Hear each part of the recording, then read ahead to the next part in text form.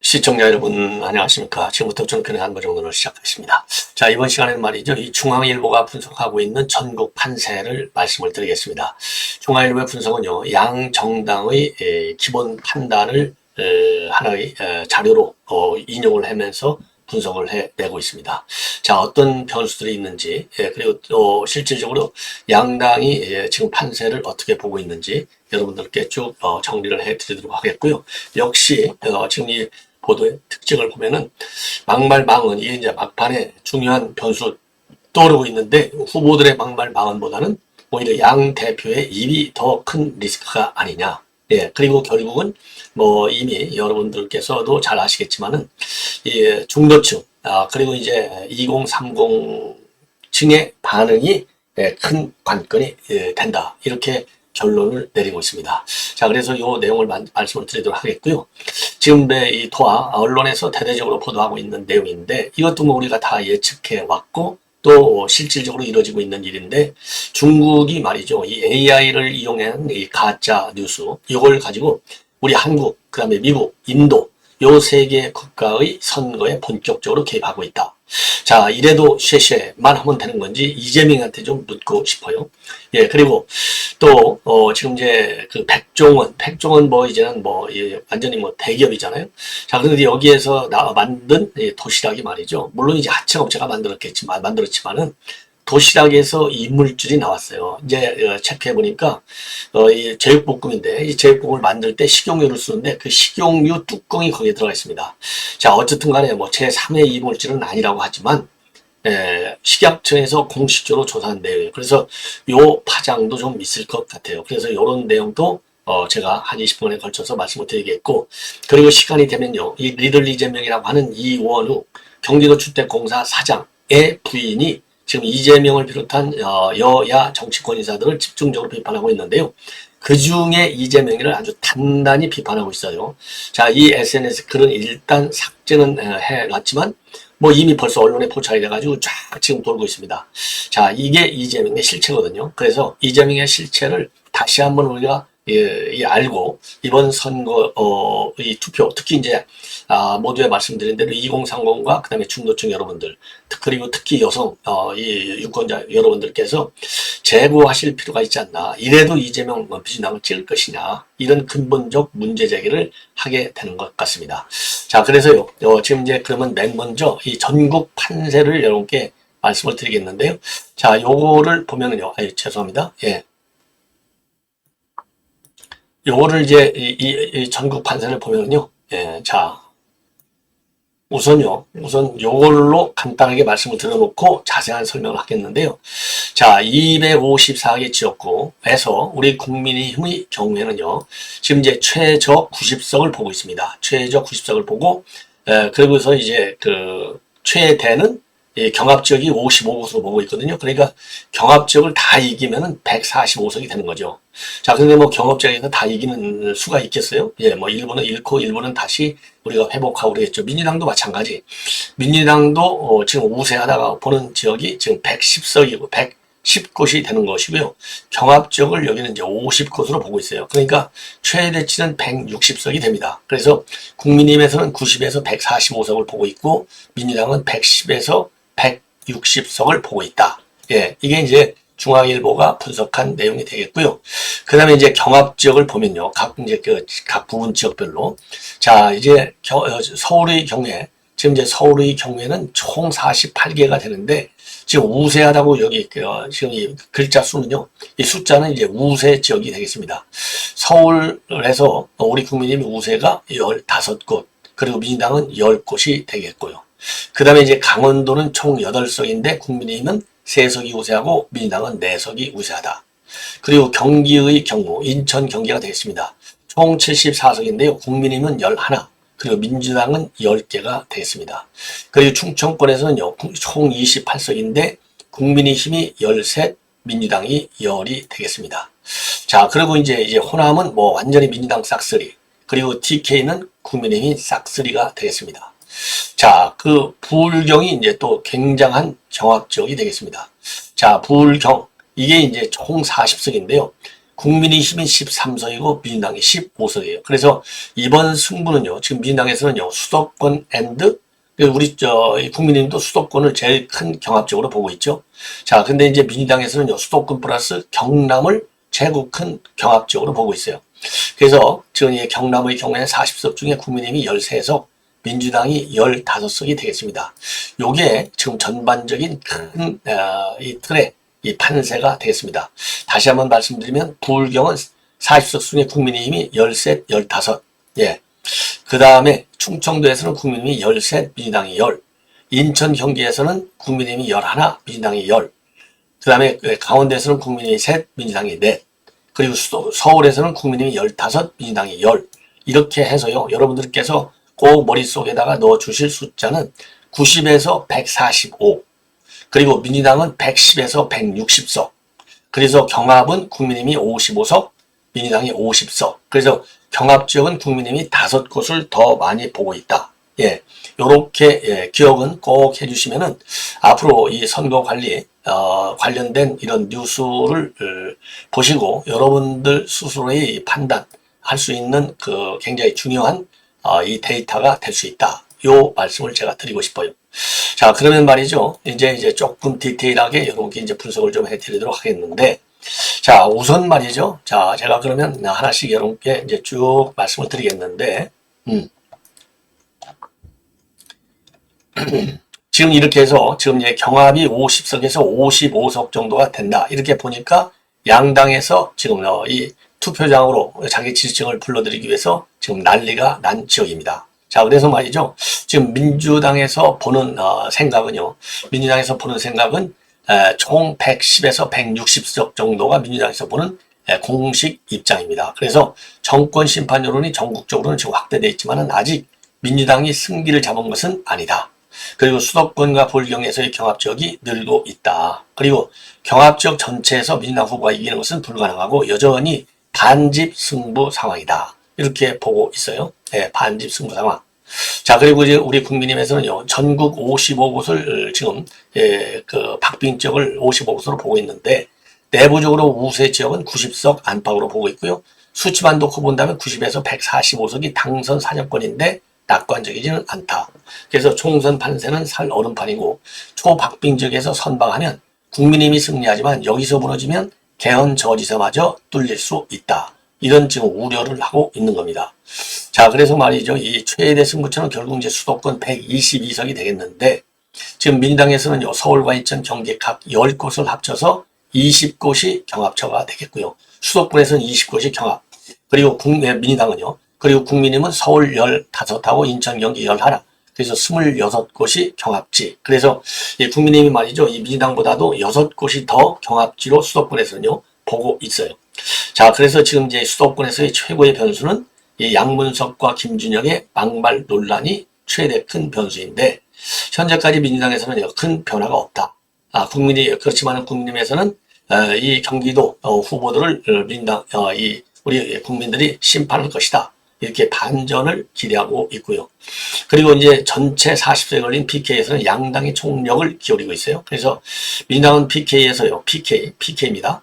15곳, 국민의힘은 13곳을 경합지로 분류하고 있습니다. 자, 그래서, 그리고 이제 충청권, 아까 말씀드린 대로 28명을 뽑는데, 민주당에서는 10곳, 국민의힘이 13곳이 경합. 강원 8석인데 민주당은 5, 국민의힘은 3곳을 경합으로 뽑고 있어요. 자, 그러면은 이제 최종적으로 승패를 결정짓는 변수들이 뭐가 있느냐? 우선적으로는 리스크 관리가 되겠습니다. 그러면 여권에 대한 가장 큰 리스크는 뭐냐? 지금 의대 정원 2000년 정원 이슈가 되는 거예요.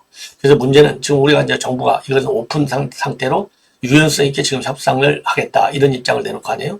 근데 지금 의사들이 버티고 있는 것이죠. 요런 모양새. 그러니까 정부는 최선을 다하는데 의사들이 자기 직역 이익 때문에 버티고 있다. 요렇게 여론이 돌아가면 우리 여권한테는 유리한 여론이 될 수 있는 거다. 그래서 여전히 동전의 양면이나 마찬가지인데 이 리스크 관리가 제일 큰 이슈다. 예. 요렇게 이제 생각이 들고요.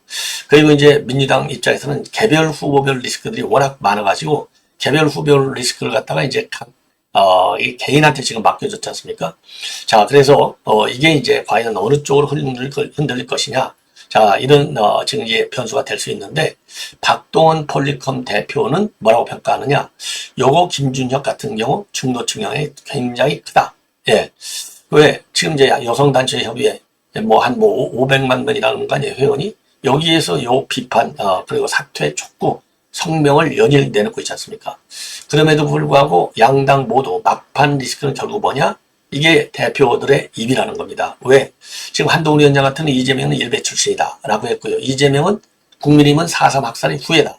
요렇게 거친 표현을 하고 있는 거. 자, 그래서 이준한 인천대 교수 같은 경우는 품격을 갖추지 못한 메시지가 쏟아지는데 한국 정치가 퇴보하는 모습을 적나라하게 보여주고 있다. 요렇게 평가를 하고 있고요. 그 다음에 또 하나의 변수는 이제 문재인이 변수예요. 자, 문재인이가 지금 노골적으로 선거에 개입하고 있는 거, 이거 사상 처음이잖아요. 그런데 문재인 하면 지금 딱 생각나는 게 부동산 실패. 이거 아니겠습니까? 자, 그래서 거꾸로 문재인이가 내부 지지 확산시키는 거는 조금, 된다 하더라도 보수층, PK의 보수층 결집에는 오히려 도움이 될 수 있다. 그런데 내부적으로도 말이죠. 저도 이제 어제도 이제 말씀을 드렸지만은 우선 개딸들이 문재인에 대해서 난리가 난 겁니다. 왜? 처음에는 민주당도 도와주고 다른 정당들도 군소 야당도 도와줘야 된다. 이렇게 얘기했는데 이제는 선거에 가까우니까 조국 혁신당을 지지해달라. 이렇게 딱 부러지게 민주당하고 차별적 발언을 한 거예요.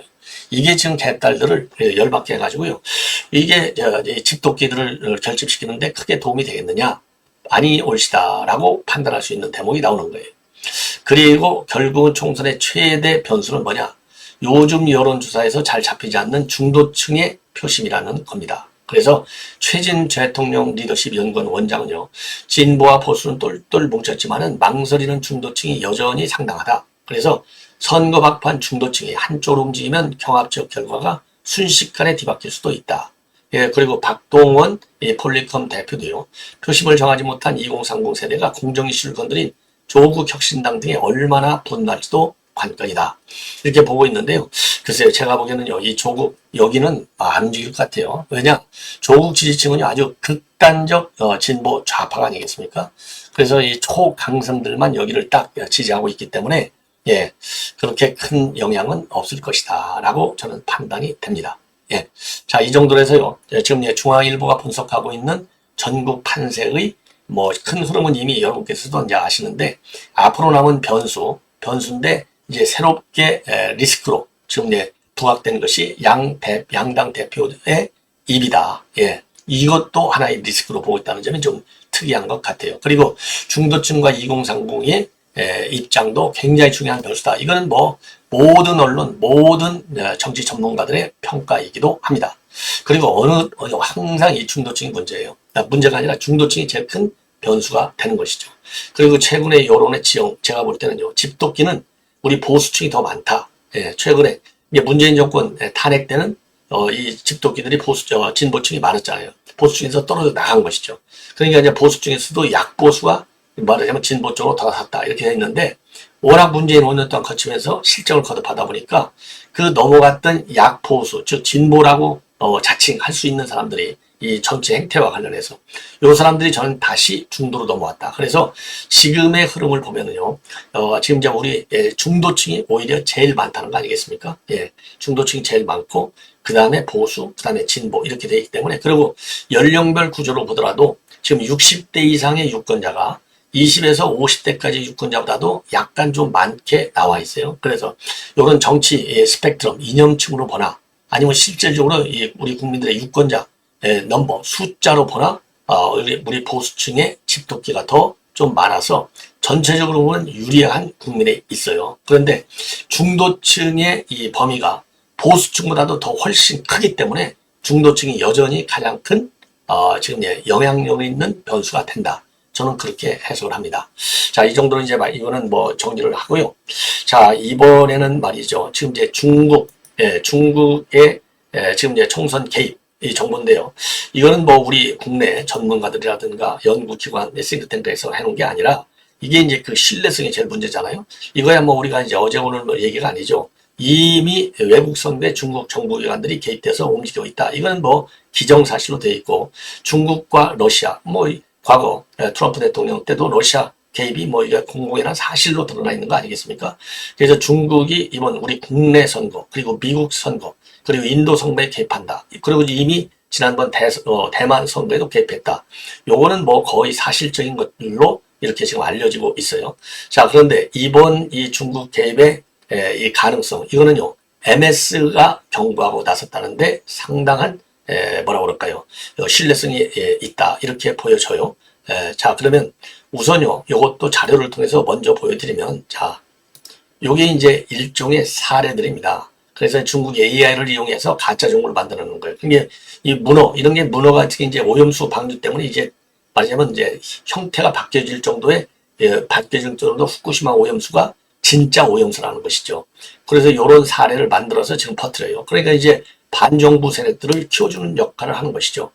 이런 것들이 지금 굉장히 큰 변수가 된다. 이렇게 지금 지금 평가를 하고 있는데, 요거는 말이죠. 지금 MS에서 요거를 이 경고 보고서를 최근에 발표했다고 합니다. 자, MS 하면 여러분들 마이크로소프트 뭐 아주 뭐 공신력 있는 그러한 회사지 않습니까? 여기 연구소에서 만들었으니까 여기에 말이죠. MS 위협 분석 센터가 있다고 그래요. 여기에서 이제 이 제목이 뭐냐, 이 보고서에 같은 표적, 새로운 전술, 동아시아의 위협적 조직이 독특한 방법을 사용하다. 이런 제목의 보고서에서요. 중국이 한국, 미국, 인도 이 선거에 AI로 만든 허위 조작 정보를 퍼뜨릴 것이다. 이렇게 분석 전망하고 있어요. 그래서 작년에 중국과 북한으로부터 발생한 사이버 활동을 분석해 봤더니 굉장히 정교한 테크닉을 사용하더라. 자, 이렇게 지금 주장을 하고 있습니다. 그래서 지금 현재요, 중국의 어떤 조직이 그러면 이러한 가짜 정보를 AI를 이용해서 만들어갖고 퍼뜨리느냐? 바로 스톰 1376이라고 하는 중국의 사이버 조직이 이 AI 가짜 뉴스를 아주 집중적으로 지금 전파시키고 있어요. 그래서 175개 웹사이트에서 58개 언어로 활동을 하고 있고, 이미 금년 초 대만 선거에도 지금 개입이 됐다. 그래서 반중 성향의 라이칭더에 관한 허위 정보를 집중적으로 퍼뜨렸다는 겁니다. 그리고 우리 한국과 관련해서는요, 이 스톰 1376이라는 사이버 조직이 후쿠시마 오염수 처리 반대 의견, 이거를 선동하고, 시위를 선동하고, 그 다음에 이제 그 반정부 활동을 하도록 그런 가짜 뉴스. 그러니까 이제 오염수가 맞다 이거죠. 이런 식으로 지금 사이버 활동을 통해서 일종의 이제 심리전이 되겠습니다. 예. 자, 그래서 중국에게 유리한 그런 이제 이 대화관계로 끌고 가기 위해서 이런 거를 이제 활동을 하는 것이죠. 예. 자, 그래서 말이죠. 이제 이번 우리 총선과 관련해서도 이 MS에서는요, 굉장히 우리 한국이 중요한 타겟이다. 예. 그래서 후쿠시마 오염수 방류 반대 시위를 증폭시키고, 또 일본 정부의 비판적인 콘텐츠로 한국을 겨냥하기 위해서 힘을 굉장히 많이 쏟고 있고, 그리고 11월 미국 대통령 선거를 앞두고서도 소셜미디어를 통해서 음모론을 퍼뜨리거나 아니면 분열을 조장하는 질문들을 계속 확산시키고 있다. 자, 그리고요, 북한의 사이버 위협 경계도 지적하고, 경계 필요성도 지적하고 있어요. 북한의 사이버 위협 행위자들은요, 2023년도 작년에 수억 달러 상당의 암호화폐를 훔치고 소프트웨어 공급망 공격을 수행했고, 그들이 국가 안보의 적으로 인식되는 것을 표적으로 삼았는데, 그 위협센터는요, 북한의 사이버 조직이 한국과 미국의 항공, 우주, 방위 기관을 목표로 삼았고, 정부, 연구소, 미디어 등의 전문가들을 상대로 해서 감시 활동을 하거나 정보를 훔치고 있다. 이게 어마어마하게 무서운 거예요. 그러니까 이제 옛날에는요, 뭐 어느든지 이제 심리전 공작을 통해서 주제국 여론을 자기네 유리하게 지금 이제 끌어가는 이런 그 정보 활동을 했는데, 요즘은 이제 AI가 사용이 활성화되면서 AI를 통해서 집중적이고 더 정교한 가짜 뉴스를 만들어서 정국에 개입한다. 일종의 이제 국내 정치에 대한 개입 행위가 되는 것이죠. 그래서 이게 만약에 이제 법적으로까지 이제 끌고 갈 수 있게 된다면 어마어마한 파장이 야기될 우려 가능성이 있습니다. 왜냐? 이건 뭐 유엔 헌장으로도요, 국내 정치에 대한 개입은 있어서는 안 되는 것이고, 예, 그래서 이건 국제법적으로 확립된 하나의 이 관례이기도 하고 국제법적 질서이기도 해요. 자, 그래서 그러니까 이 외교관들이 국내 정치에 개입하면 PNG, 즉 페르소나 논 그라타에서 추방 요건까지 될 수 있는 겁니다. 그래서 이런 거를 중국 정부가 중국 본토에서만 할 수 있을 뿐만 아니라 현재 한국에 나와 있는 대사관 차원에서도 이런 활동을 배후에서 은밀하게 할 가능성을 배제할 수 없다. 이거는 뭐 정보세계의 기본이 아니겠습니까? 어느 나라가 됐든지 간에. 자, 그래서 요 파장은 굉장히 커지고 있고요. 지금 그러니까 언론에 이제, 그러기서 이제 온라인 커뮤니티를 보다 보면 이렇게 중국이 조직적으로 AI 정보를 이용해서 조작 정보를 가지고 우리 국내 선거에 개입하는데 그래도 이재명은 쇄신할 것이냐. 예. 요거에 대해서 입장을 밝혀라. 이렇게 우리가 주장하지 않을 수 없는 상황이다. 요걸 말씀드리고요. 마지막으로 이제 백종원 관련 뉴스인데, 이 백종원 뭐 대기업인데요. 자, 그러니까 이 편의점에서 사 먹은 이 도시락인데요. 이 도시락에 이런 이물질, 플라스틱 깡통이 뚜껑이 들어가 있는 거예요. 그래서 이걸 식약처에서 신고를 받고 조사를 해봤더니 식용유 뚜껑이 여기에 들어가 있는 겁니다. 그래서 지금 완전히 난리가 났다. 식약처에서 즉각 조사를 했어요. 바로 어떤 도시락이냐? 자, 요런 도시락이라고 합니다. 5,000원짜리 뉴 고기 입에 정식. 여기에서 저는 그 플라스틱 뚜껑이 나왔다는 거예요. 자, 그래서 이제 이 신고를 받고 이제 식약처에서 조사를 했고, 조사를 해봤더니 그게 사실로 확인됐다. 그래서 이거는 식약처에서 입장을 내놓은 겁니다.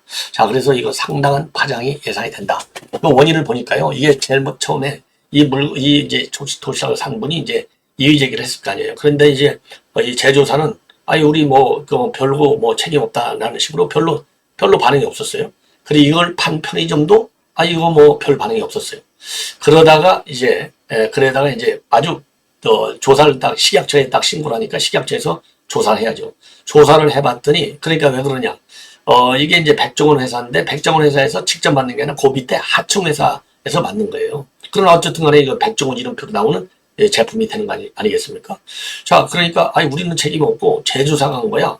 그러니까 제조사 하청업체 좀 하는 이제 식품업체가 했다 이거죠. 그러다 보니까 이 진정성 있는 사과, 또 그리고 후속 대응 조치를 긴급하게 처리를 했어야 되는데, 그런 걸 안 해서 더 문제가 야기되고 있다는 겁니다. 예. 이거 자나깨나 참, 음식 걱정, 굉장히 큰 것 같습니다. 자, 시청자 여러분, 이것으로 본 방송을 마치겠습니다. 계속되는 저의 방송, 여러분들의 많은 시청을 부탁드립니다. 감사합니다.